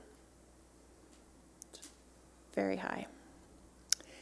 Percentage of students who ate a meal with their family on 3 or more days, and we know that that is a huge protective factor because we know that's when conversations happen is around the dinner table. And we hope that there's no tech at the table and that they actually are engaging in conversations with each other. But it's encouraging that 74.2% of our students report having those family meals. And again, another positive is 81.4% report their parents or other adults always are asking them where they're going, who they're with, what they'll be doing when they leave the house. And that's 73, the majority of our students feel safe most of the time at school. And so now I just want to talk about what is working. We have a lot of great programming in place at our district. And in addition to all of these programs and curriculums that you see on your screen, Sources of Strength is newly added within the past few years. It's a great mentorship program. We also have other mentorship type programs where student leaders are happening in most of our buildings. In ways that, like with the Youth Commission, with the Student Council, and we know that those are effective ways to prevent these risky behaviors. In addition to that, we've also added a licensed addiction counselor that is serving all 3 of our high schools to respond to these issues that we were just talking about. And so I think that that's definitely a positive in the right direction. And we have the Mental Health Matters group, and there was a very successful launch event just this last Saturday with over 250 people attending. So our community is wanting to be involved and wanting to have more education and how they can help and how they can be better prepared of spotting those warning signs. And we also have our mental health first aid that we're offering to a lot of our young people who are participating in that. So we're taking these matters very seriously, and when we have this data, we're responding in a very intentional way to what we're seeing in the data. And so we do want to celebrate the positive that we have these environmental strategies. We partner with the Substance Abuse Prevention Coalition, which is in a position to financially fund some of these things through our Drug-Free Communities grant. We're entering into year 3 of that. And so we can take this data and we can put our resources into the right buckets and make sure that the programming that we're offering our students and the curriculums is relevant and up to date and staying up with the trending drugs and alcohol that are of choice right now. We know that still #1 drug of choice for our middle and high school students is alcohol, and that has been for decades, unfortunately. But that's also a community problem. That's not just a school district problem, and everyone needs to pay attention to that and help to work through that, I believe. I also think that all of these issues are not just school issues, and it's a community issue. And that's why I share this data with other groups. Besides the school board and the administrators, I also go out to the Grand Forks Tobacco Free Coalition. And I'm very adamant about sharing it with the Youth Commission and our students. They should realize how they're answering these questions. We don't want to make decisions about youth and for youth without youth, so I'm a strong advocate for having them at the table, and they need to be included in that process, I think. We are just very dedicated at our district to the overall well-being of our students, and I think that's very obvious, and it's evidenced by our curriculum and our continuing education and our programming. And when students tell us how they feel, we are responsive and we take it seriously. So we have been doing our Ulvaeus bullying prevention program since 2012. Like I said, Sources of Strength is in about its 3rd or 4th year. We've just added the Mental Health Matters group, which is a community group, and that's where we need to focus. It's not just a district issue. We need to involve parents. We need to involve community members. We need to involve students. And so we share these slides sporadically on the district website so that we can involve parents on these issues, and so that we can have that consistent language of prevention at home and at school. And so I just want to thank you for your time tonight. I know this gets a little long and dry, but I think it's very valuable information. What's next is I will also be presenting this to the Grand Forks Air Force Base School Board and the other community groups that I had mentioned before. I also present this jointly to the school counselors and school social workers so that they in tandem can work in unison to align their programming based on the data. And that's a very important meeting. If you want any more information or to view the entire data set, you can contact Linda through Catherine's office. And I also want to give a special thanks to Maria Pravatsky, the Master of Public Health student at UND Public Health Program, who was essential in helping prepare this program and data. So I want to just thank you again for your time and attention, and if there's any questions. Any more questions? Yes, Dr. Lynn. I think we've asked about this before, and maybe it's already done, but I'm trying to figure out how we can get more of this information to the parents. Sure. I mean, I've seen articles in the Herald. Pam may have even written some of them, but you know, have we tried newsletters? Because, you know, when I talk to parents about this and I show them the stats, most of them are, number one, well, it's not my kid. But then secondly, they're just amazed at the percentages, how high it is. Sure. And, you know, by the time your child's in actually middle school and high school, it's probably too late. We actually need to be educating the parents when their kids are in elementary school. But do we have concerted efforts of trying to educate and inform parents about some of these alarming statistics that some of them are really high for our area, but a lot of them are nationwide issues? Yes, true. That's a very good question. And so, you know, I'm open to suggestions on that. Historically, as a district, we haven't shared the entire data set publicly on the website. Just recently, in the last few years, we've started sharing just particular slides on the main webpage. And different buildings have shared their specific data, I think, in school newsletters with parents in different snippets. But I would be open to any suggestions on other ways to do that. Sometimes I think it's overwhelming for a lot of people too, so I want to put it in digestible bites for them. And that's why we tend to do a few slides at a time to make sure we're not overwhelming them with numbers. But I do think it's valuable for everyone to see, so. And that was my point. You can't publish this whole thing. Right. I mean, it's, you know, when I was working full-time in pediatrics, it took me weeks to get through this thing because you could only read about 5 pages. And then but even if you have just 3 or 4 slides and it goes to middle school parents about, you know, that 2.6% of middle schoolers are having sex, I think a lot of people will be shocked. So you just give them little snippets to get them interested in looking at it further. Yes, absolutely. Amber? You know, I look at a lot of this data and I'm just thinking like, so what if this, then what this, then what this? And so, you know, for example, the same number of middle school students who identify as LGBT is the same number that's attempted suicide. So, you know, you start to infer, like, could that be correlated somehow? Sure. And so, who has filtering capabilities to go through the whole report, filter out by school, filter out by grade in their school, filter out by gender by grade in their school? I mean, how deep could one person get? You know, because I'm not sure I understand.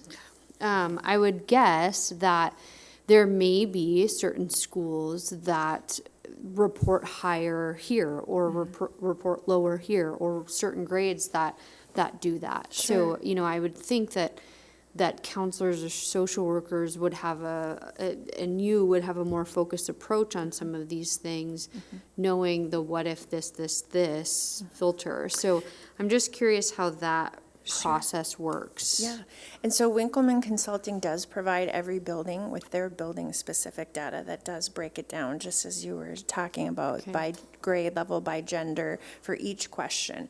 And so we, of course, as a district, won't share building-specific data, but it's up to that particular administrator how they want to share that data with their staff, with their parents. And I know that they do share it with their staff for sure, and their school counselors and their school social workers, so that just like with our Swiss data and our Olveus bullying prevention data, that each school is looking at that and their own specific data and how they're going to align their programming, their themes, their assemblies for that year, what they're going to focus on. So they do have it at their disposal. The building administration. Yes. Okay. Yep. Kind of a follow-up on that. I know it's been something that's been brought up, I don't know, a couple of years probably or something, is the way we do our bullying reporting.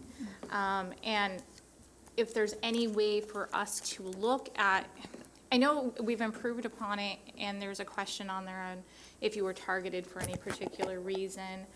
I'm not sure yet if we've ever had a report that kind of comes back and tells us what that data is. So if a person is being targeted because they are of a different sexual orientation, or because they are from any kind of marginalized population, overweight, lower economic status, Black, Native, whatever it might be, I think that's some of the data that I feel like I've been wanting and kind of needing, because when I do hear from parents, sometimes those are the ones that are the most frustrating, is maybe one student isn't being particularly bullied by the same student all the time, but they're consistently being called out on a particular identity.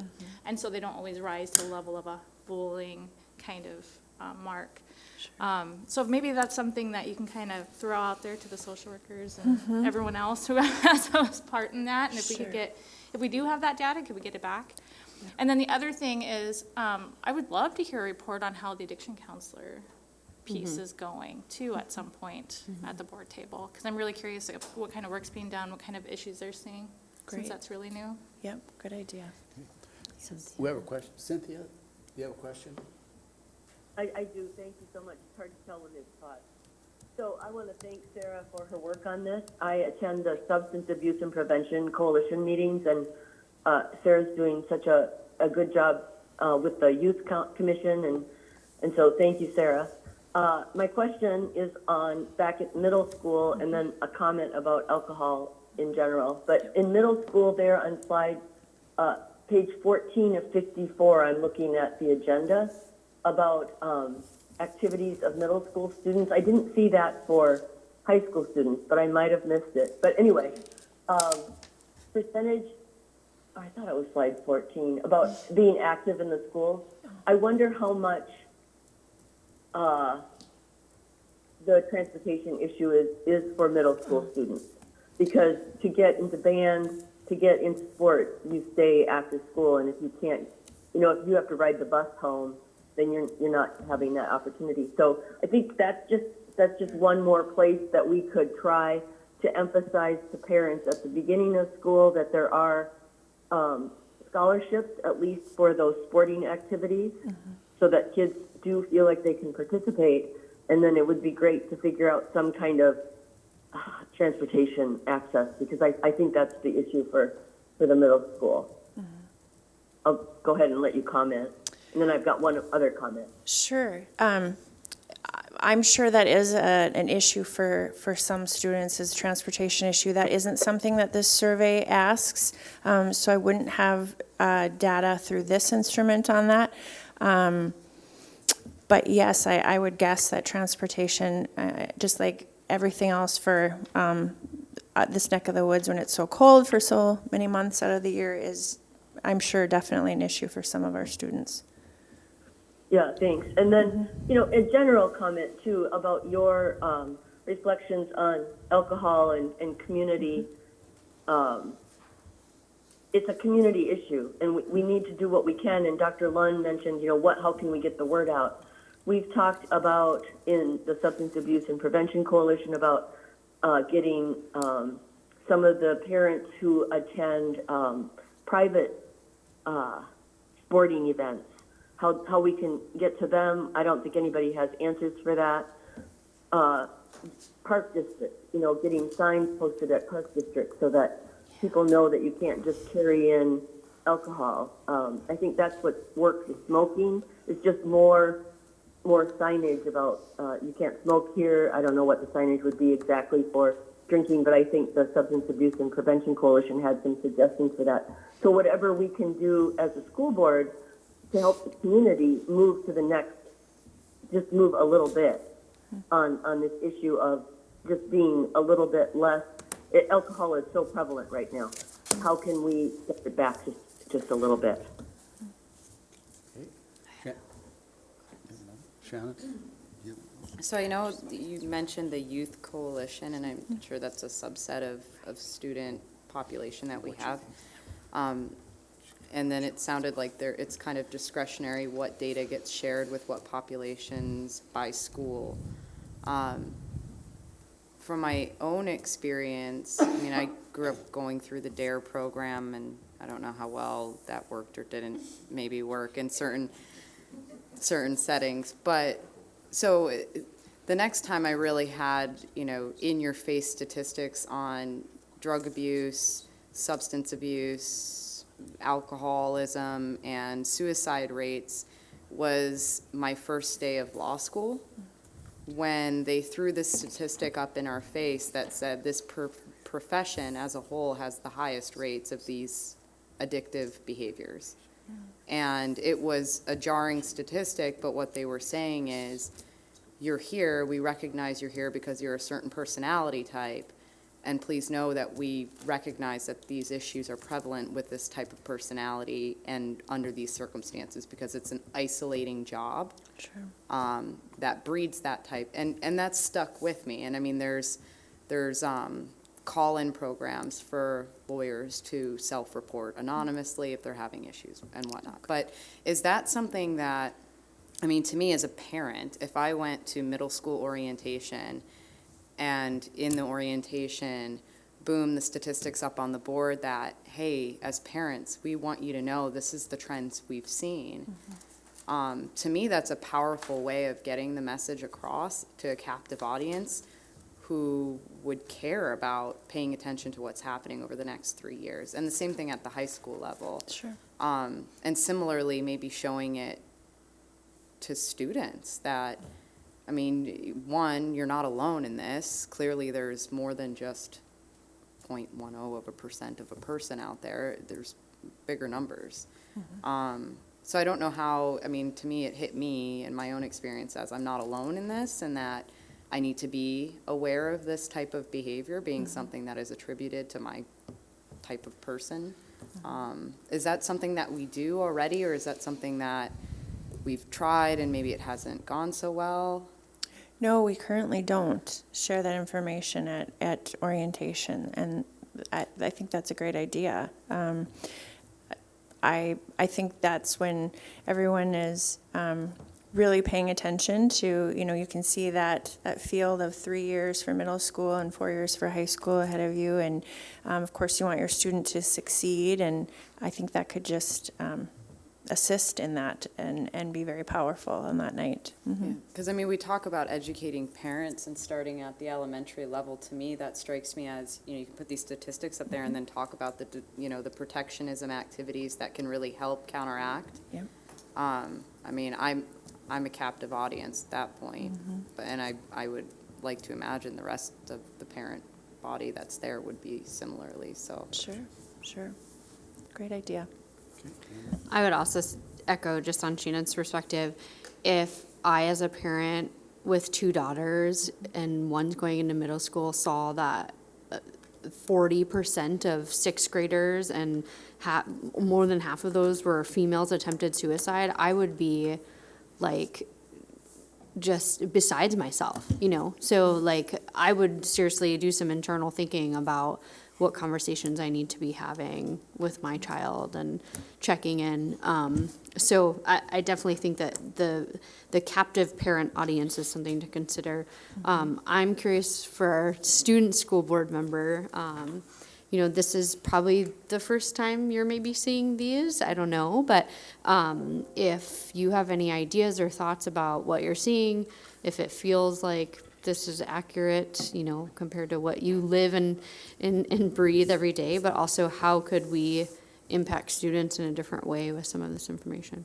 I think it'd be important to share like the district specific results, because we take health, or I took health 10th grade and 7th grade, and like you hear the statistics, but they're all national averages.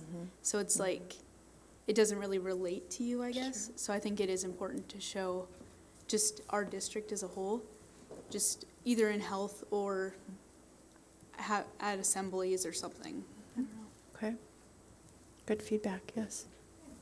Backing on that too, maybe doing some social norming around the things that are positive. Because I think that, well, especially middle school and high school, you're just trying to be like everyone else, but be your own person and, not sway too far from the group and all that kind of stuff. And so sometimes you think, well, everybody drinks.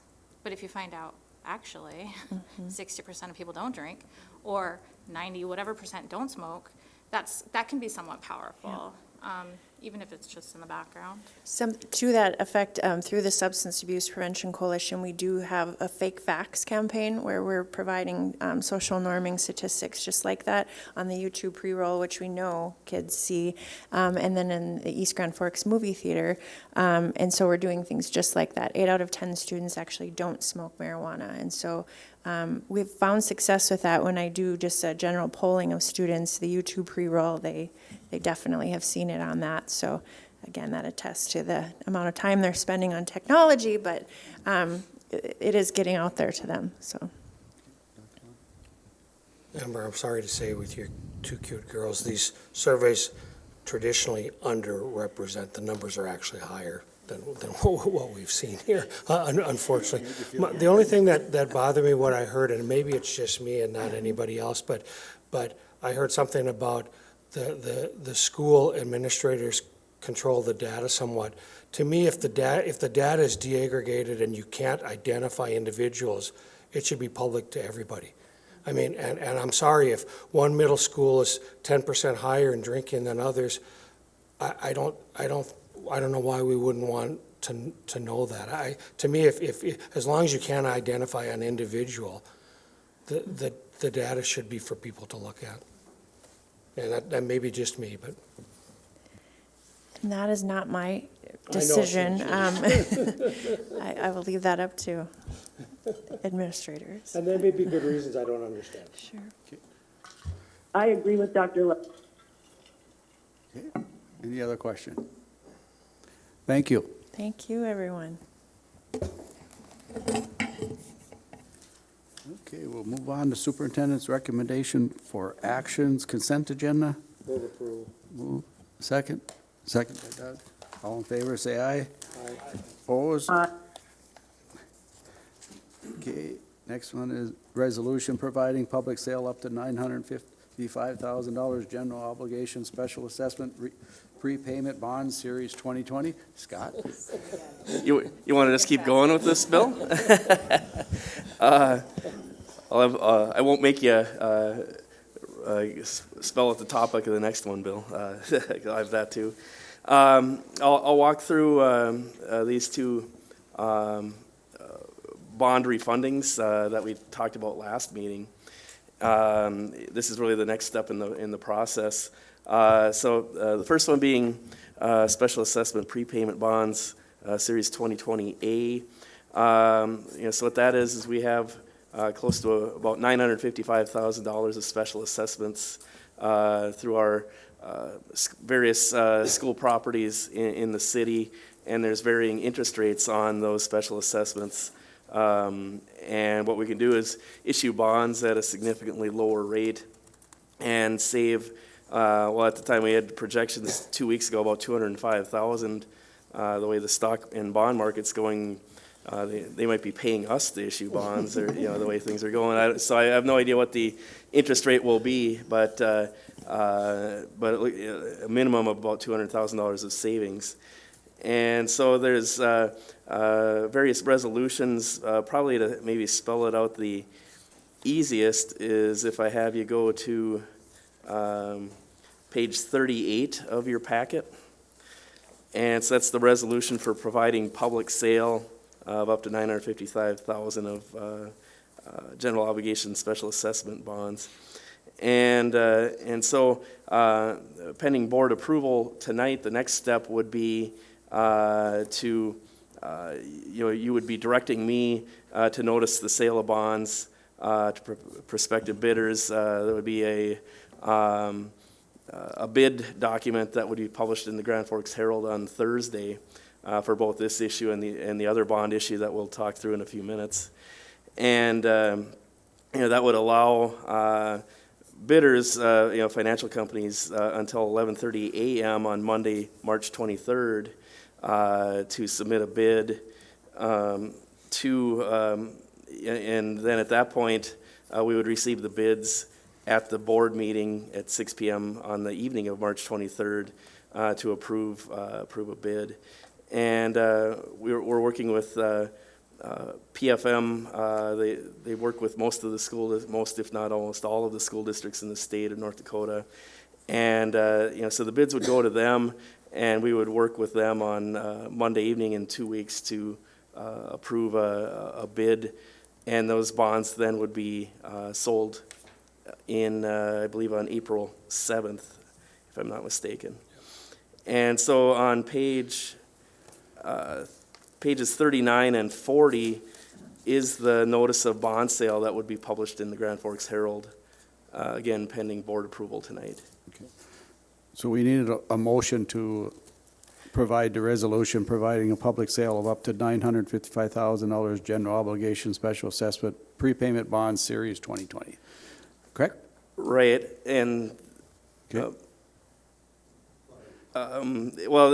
there's actually multiple resolutions. Multiple? If you refer back to page 34, initial resolution of the general obligation special assessments, then a resolution providing for the participation in the school bond credit enhancement program, which in effect lowers our interest rate versus not going through that resolution. And then that third resolution is the actual providing for the public sale. Okay. Do we need three motions or one motion? One motion with all three or three separate? I think we could get by with one motion referencing the memorandum document with the four items. Per series 2020. I would move that we would adopt all three resolutions as presented. Okay, I have a motion. Second? Second by Matt. All in favor of said motion, say aye. Aye. Opposed? Aye. Okay. Okay, I will walk through the next one as well. The memorandum is on page 41. You don't need me to read that. You certainly can if you want. It's somewhat of a repeat with one less resolution in the from the perspective of this would be refunding the 2013A bond issue, which was a $4 million bond issue that is now down to $2,735,000. Currently at a rate of 4.5%. So the resolution and the documents on the page after the memorandum here relate to actually taking the $4 million tax-exempt bond issue and issuing a taxable bond issue of $2,735,000. There is no longer an ability to refund a tax-exempt bond issue with another tax-exempt bond issue. And the way the interest rates have been recently, even a taxable rate now is significantly less than what a tax-exempt rate was 7 years ago. And so what we have before us is a resolution, once again, to participate in the school bond credit enhancement program, which provides a lower interest rate, and then the resolution for the public sale of $2,735,000 of taxable limited tax refunding bonds. And on page 46 and 47 is the notice that would be published in the Grand Forks Herald on Thursday. Okay. The resolutions that passed are on page 41. There's two of them. Do I have a motion to?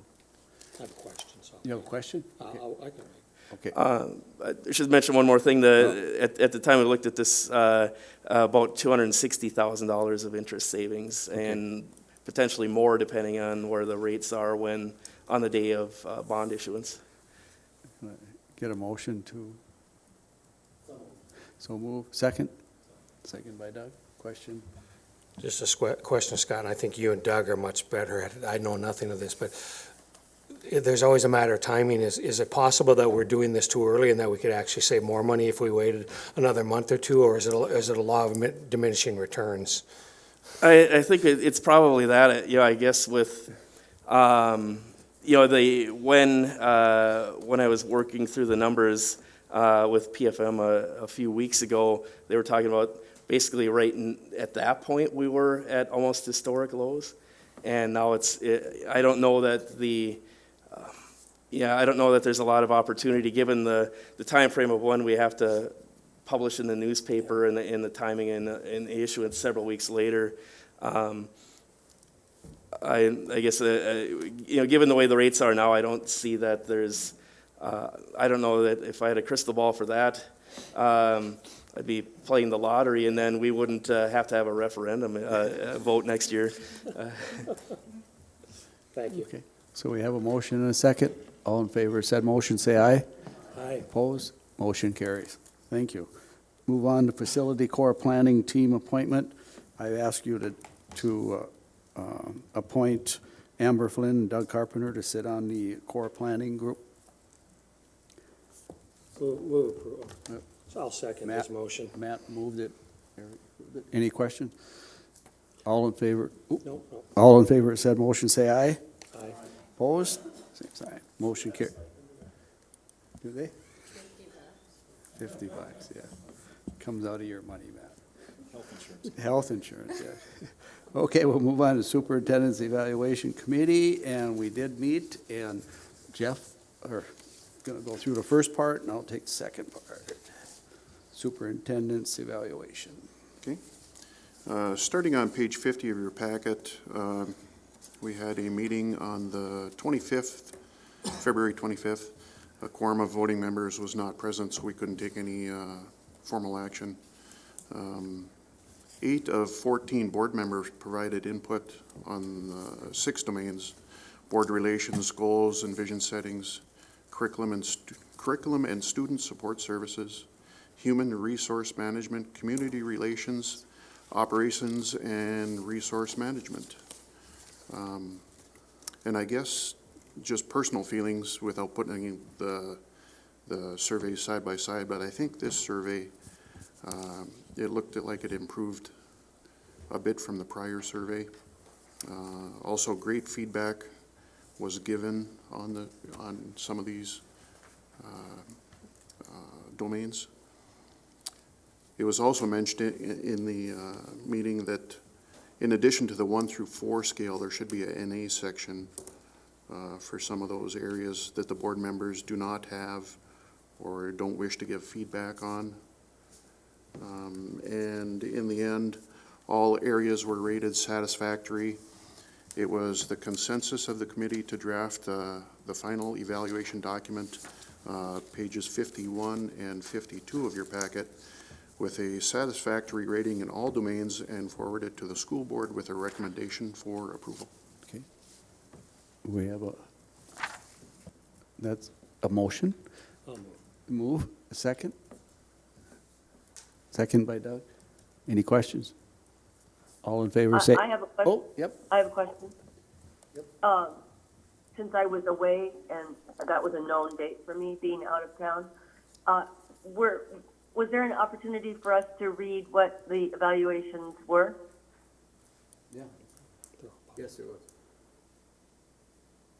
Just the committee, or did the whole board get that? Just the committee got it.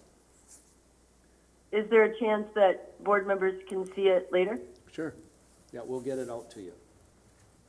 Thank you. Okay. We have a motion and a second. Just to follow up on that.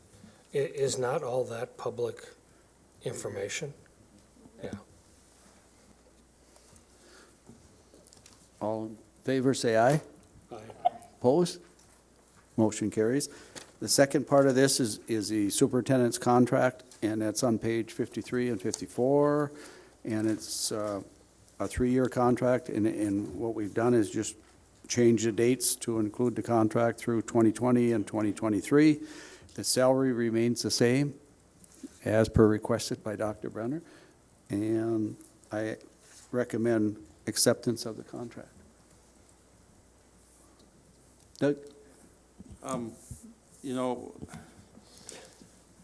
for the freezing of the salary, you know, I was agreeable to that at the very beginning of this 3-year contract, and I'm a little uncomfortable with it today. I think Dr. Brenner's done an excellent job leading us through some very trying times, and I would like to be able to reward him. I don't know how that should be or not, but I understand that he has requested that it stay that, but this may be all I can do is just say my appreciation.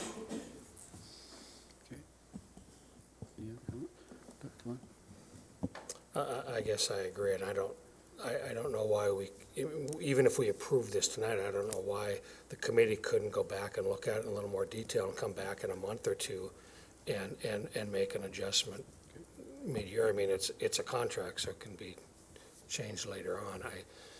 I think it'd be nice to approve this, but I guess I agree with Doug. I had angst last year over this, and we probably should have been more forceful last time. I think the committee should relook at that, and if they are in agreement, they could always come back with another report. I agree with both of you.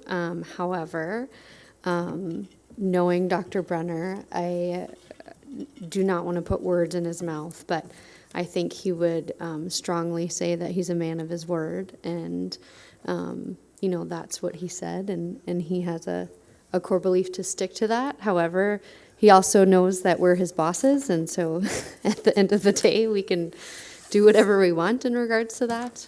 But Dr. Brenner, I don't know if you have any words on that and kind of where you started, because you made the request, but I think it's fair to give you a platform to speak if you want to.